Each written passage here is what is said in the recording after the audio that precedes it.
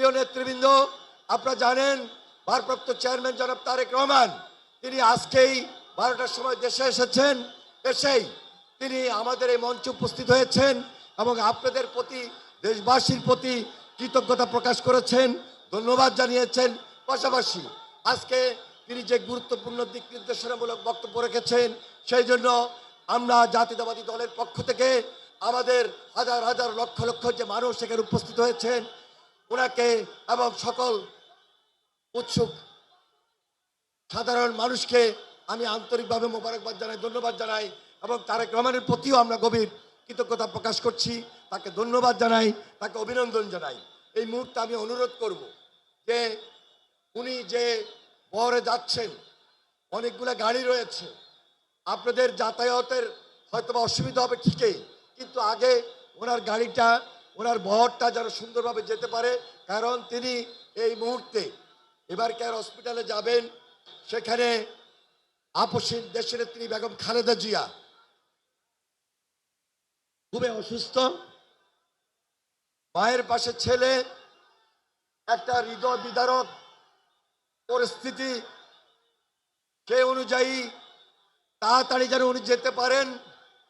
আমরা জানি আপনাদের কষ্ট হবে, তারপরে আগে ওনাকে দ্রুত গাড়িতে করে উনি যাওয়ার ক্ষেত্রটা তৈরি করে দিবেন। এই ব্যাপারে সর্বাত্মক সহযোগিতা, আন্তরিকতা, দায়িত্বশীলতা এবং আপনারা ধৈর্য ধরবেন আমরা প্রত্যাশা করছি আপনাদের কাছে। আমাদের আজকে এতটুকুই বলবো যে আপনারা আজকে যারা এই সভায় উপস্থিত হয়েছেন, এই সমাবেশে উপস্থিত হয়েছেন, ভারপ্রাপ্ত চেয়ারম্যান জনাব তারেক রহমান তিনি আল্লাহ তাআলার হুকুমে উনি আজকে আমাদের মাঝে এসে উপস্থিত হয়ে দেশবাসীর প্রতি কৃতজ্ঞতা প্রকাশ করেছেন। আমরা তাকে আন্তরিকভাবে মোবারকবাদ জানাই, ধন্যবাদ জানাই এবং অভিনন্দন জানাই। তাছাড়া এই মঞ্চে বিএনপির সংগ্রামী মহাসচিব মির্জা ফখরুল ইসলাম আলমগীর সহ জাতীয় স্থায়ী কমিটির সম্মানিত নেতৃবৃন্দ এবং বিগত আন্দোলন সংগ্রামে যারা যুগপৎ আন্দোলনের নেতৃত্ব দিয়েছেন, সমমনা রাজনৈতিক দল, জোটগতভাবে যারা আন্দোলন সংগ্রামে ছিলেন, সকল রাজনৈতিক দলের নেতৃবৃন্দ, আমাদের দলীয় নির্বাহী কমিটির সহ অঙ্গ সংগঠনের নেতৃবৃন্দ, ভলান্টিয়ার বৃন্দ, সবাইকে আজকে আন্তরিকভাবে মোবারকবাদ জানাই, ধন্যবাদ জানাই এবং অভিনন্দন জানাই। আপনারা জানেন যে ভারপ্রাপ্ত চেয়ারম্যান জনাব তারেক রহমান তিনি এই যে গুরুত্বপূর্ণ কিছু দিক নির্দেশনা দিয়েছেন, বক্তব্য দিয়েছেন, এই বক্তব্যের মধ্যে ভবিষ্যৎ বাংলাদেশকে আমরা খুঁজে পাই। এই বক্তব্যের মধ্যে নতুনভাবে বাংলাদেশকে নির্মাণ করার সেই প্ল্যান খুঁজে পাই। যে প্ল্যানের কথা তিনি বলেছেন, আই হ্যাভ এ প্ল্যান, এটা অবশ্যই তিনি তার চিন্তা, তার ধারণা, তার দূরদর্শী চিন্তা থেকেই আজকে এই কথাগুলো তিনি তুলে ধরেছেন। এই কথাটি, এই বক্তব্যটি জাতির জন্য, জাতির সামনে আগামী দিনগুলোর জন্য অত্যন্ত গুরুত্বপূর্ণ।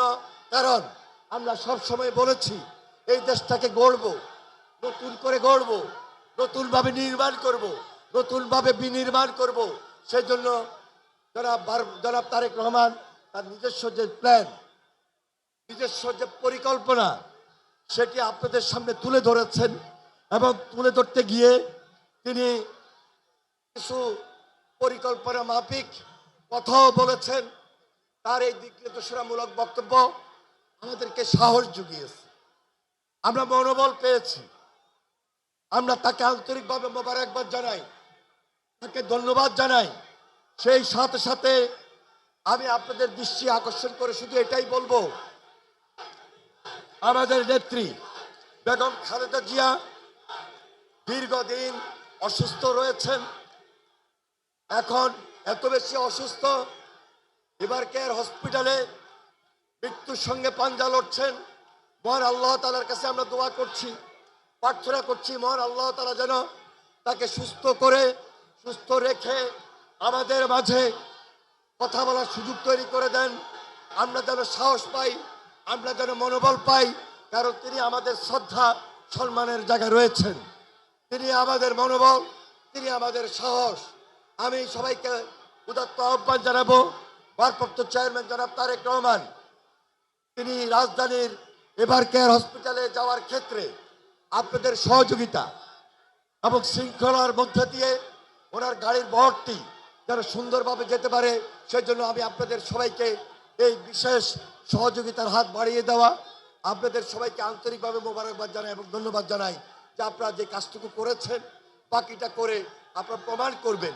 আমরা বাংলাদেশ জাতীয়তাবাদী দল, দলের নেতৃত্বে যারা রয়েছি, দলের ত্যাগী কর্মী যারা রয়েছি, দলের সমর্থক যারা রয়েছি, তারেক রহমানের নেতৃত্বে আমরা সুশৃঙ্খল একটা দল এই দেশবাসীর সামনে আরো ভালোভাবে উপহার দিতে চাই, উপহার দিতে সক্ষম হব ইনশাল্লাহ।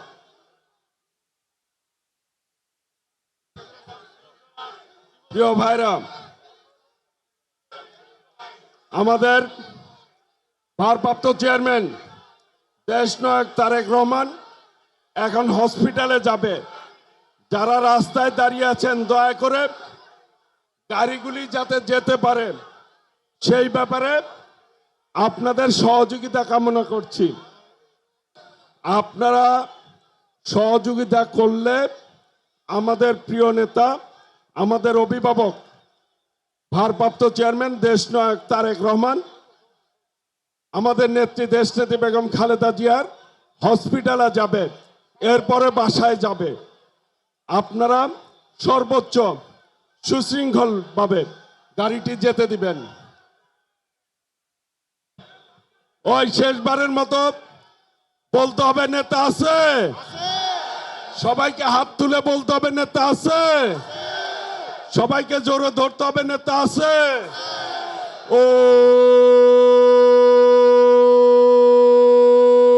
সেই নেতা তারেক রহমান, তারেক রহমান, তারেক রহমান, তারেক রহমান, তারেক রহমান, তারেক রহমান, তারেক রহমান।